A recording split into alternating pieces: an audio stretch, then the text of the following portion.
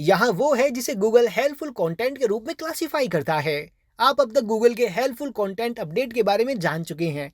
ये सब इस बारे में है कि गूगल कैसा चाहता है कि आप मनुष्य के लिए कंटेंट बनाएं, ना कि सर्च इंजन के लिए। जो समझ आता है, क्योंकि कोई भी ऐसा कंटेंट नहीं पढ़ना चाहता जिसमें सिर्फ कीवर्ड जैसी चीज होती हैं और जिनका कोई मतलब नहीं होता। आज मैं ऐसे 7 तरीकों को ब्रेक डाउन करने वाला हूँ जो आपके कंटेंट को ज्यादा हेल्पफुल बनाएंगे। पहला तरीका, सिर्फ वही लिखें जो आप जानते हैं। पिछले कुछ सालों में मैंने बहुत से अलग अलग टॉपिक पर वेबसाइट बनाई है, मेडिकल से लेकर फाइनेंशियल तक, यहाँ तक कि पोकर के लिए भी। लेकिन यहाँ एक समस्या है, मैं उनमें से किसी भी टॉपिक में एक्सपर्ट नहीं हूँ। इस तरह से उनमें से किसी भी वेबसाइट ने बहुत अच्छा काम नहीं किया। हाँ, उनमें से कुछ ने कम समय के लिए गूगल पर हाई रैंक किया, लेकिन फिर भी उन्होंने बेहतरीन काम नहीं किया। तब गूगल का एल्गोरिदम बहुत आसान था, लेकिन फिर भी लोगों को कोई परवाह नहीं थी, क्योंकि मेरा कंटेंट अमेजिंग नहीं था, वो बस एवरेज था। क्यों? क्योंकि मैं एक्सपर्ट नहीं था और मैं सच में उन टॉपिक्स को नहीं समझता था। लेकिन ज्यादा कंटेंट जिसे मैंने मार्केटिंग के ऊपर बनाया, उन्होंने अच्छा काम किया। क्यों? क्योंकि मैं उन टॉपिक्स को अंदर और बाहर से जानता था। मैं इसे बहुत अच्छे से जानता हूँ, तो मैं इसे दूसरे लोगों की तुलना में बहुत अच्छा लिख सकता हूँ। दूसरे शब्दों में, मैं मार्केटिंग एक्सपर्ट हूँ, इसलिए मैं अपने एफर्ट्स को मार्केटिंग कंटेंट लिखने में फोकस करता हूँ। दूसरा तरीका, गूगल चाहता है कि आप अपने कंटेंट को किसी स्पेसिफिक इंडस्ट्री या निच पर फोकस करें। जैसे गूगल ने पहले कहा था, वो प्रीफर करते हैं कि आप अलग अलग टॉपिक्स पर बहुत सारा कंटेंट ना बनाएं। दूसरे शब्दों में, वो चाहते हैं कि आप फोकस करें। आप कह सकते हैं कि ये एक्सपर्ट होने से रिलेटेड है, लेकिन ये थोड़ा सा अलग है। अगर आपकी वेबसाइट एक चीज पर फोकस करती है, ये आपकी पूरी वेबसाइट का अंत और शुरुआत हो सकती है उस एक टॉपिक और वन रिसोर्स की वजह से। लेकिन विकिपीडिया जैसी साइट जो सब कुछ कवर करती है, लेकिन वो ज्यादा गहराई में नहीं जाती है किसी टॉपिक पर।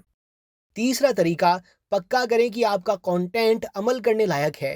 जब कोई आपका कंटेंट पढ़ता है और उनके पास कोई स्पेसिफिक टेक वे नहीं है और उन्हें पता नहीं है कि आगे क्या करना है, मैं अपने आर्टिकल को एक समरी के साथ खत्म करना पसंद करता हूँ।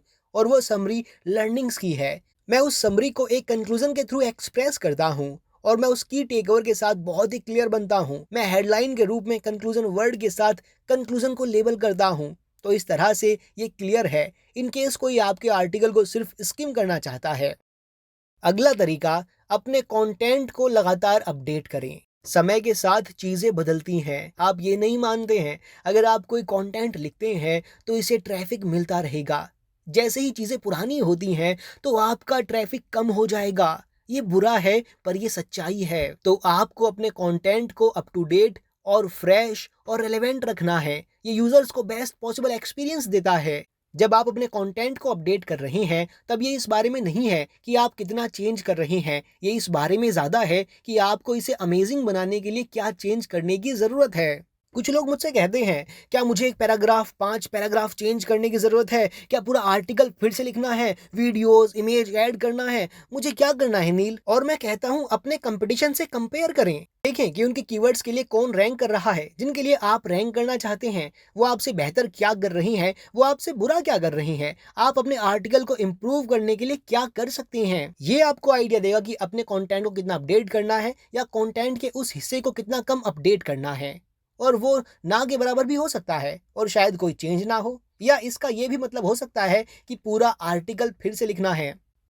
अपने कंटेंट को साल में कम से कम एक बार अपडेट करने की कोशिश करें। मुझे पसंद है कि मेरी टीम कम से कम एक तिमाही में हमारे कंटेंट को देखे। अगर हम बहुत बिजी हैं तो साल में 2 बार। पांचवा तरीका, अपने सीक्रेट सॉस को ऐड करें। आप क्या जानते हैं जो दूसरा नहीं जानता? आपने क्या एक्सपीरियंस किया है जो दूसरे ने नहीं किया है? अपने पर्सनल एक्सपीरियंस में अपने सीक्रेट सॉस को ऐड करने से आपको ज़्यादा सोशल शेयर और बैकलिंक्स मिलने की और ज़्यादा ट्रैफिक जनरेट करने की संभावना है। अगर आप सिर्फ वही दोहरा रहे हैं जो बाकी सब पहले से ही कर रहे हैं, तो यहाँ कुछ भी यूनिक नहीं होगा। तो हर कंटेंट के साथ अपना पर्सनल एक्सपीरियंस जोड़ें। अब है वे 6, सभी प्रकार के पाठकों से अपील करें। कुछ लोगों को स्कीमिंग करना पसंद है, कुछ लोगों को पढ़ना पसंद है, कुछ लोगों को वीडियोस देखना पसंद है, कुछ लोगों को सुनना पसंद है और कुछ लोग देखकर सीखते हैं। दूसरे शब्दों में, वीडियोस, इन्फोग्राफिक्स, इमेज और बाकी चीजें यूज करें जो आपको लगता है कि आपके एक्सपीरियंस को इम्प्रूव करेगा। इस इमेज को देखें जो ब्रेक डाउन कर रही है कि चीता कितनी तेज दौड़ता है। ये विजुअल इसे समझाने में अलग और आसान बनाता है कि चीता कितनी तेज दौड़ता है। सातवां तरीका, अपना कीवर्ड रिसर्च करें। मैं चाहता हूं कि आप ऊबर सजेस्ट पर जाएं और टॉपिक से रिलेटेड कीवर्ड टाइप करें जिस पर आप फोकस कर रहे हैं।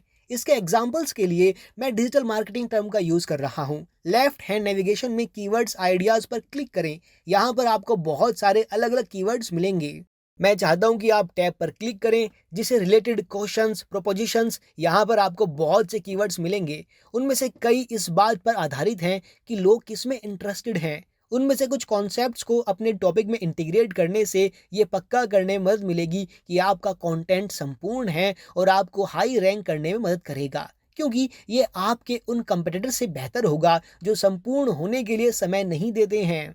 अगर आप गूगल के हेल्पफुल कंटेंट को अपडेट करने के लिए मदद चाहते हैं या आप नेक्स्ट अपडेट के लिए तैयार रहना चाहते हैं, तो मेरी एड एजेंसी एनपी डिजिटल को चेकआउट करें, जहां हम कंपनियों के लिए ये सब हैंडल करते हैं। और अगर आपके पास कोई सवाल है तो नीचे कमेंट करें, मैं आपकी मदद करूंगा। अगर आपने इस वीडियो को एंजॉय किया है, इसे लाइक करें और दूसरों के साथ शेयर करें और चैनल को सब्सक्राइब करें।